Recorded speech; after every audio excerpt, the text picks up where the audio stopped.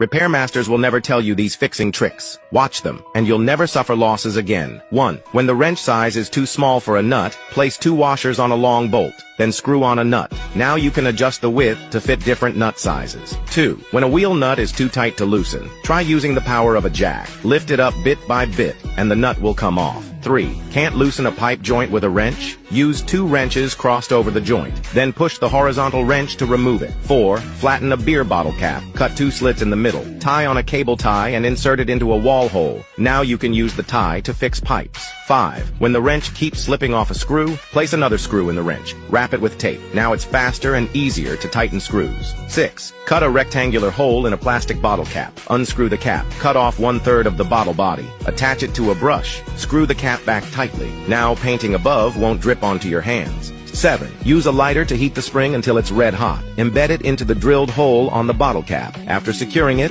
unscrew the cap. Then place a washer on the drill bit in order, followed by the cap with the spring and a rubber pad. Then screw on half of the bottle body. This way, when drilling holes in the ceiling, it can collect dust. 8. Cut off a section of a balloon. Twist it into a small ring and place it at the pipe joint. It becomes a waterproof sealing ring. 9. Under the workbench, fix a large bottle cap with screws. Twist it open, and it can be used to store small screws. When finished, it can be closed again. 10. When you don't have the right tool, you can do as in the video. Use a wrench to pry out the nail. 11. If the connecting pipe on a threaded joint breaks off, don't panic. Insert 2 screws crosswise into the joint. Then wedge a screwdriver between the 2 screws. By turning the screwdriver, you can twist out the broken pipe inside. Follow me to learn more life hacks.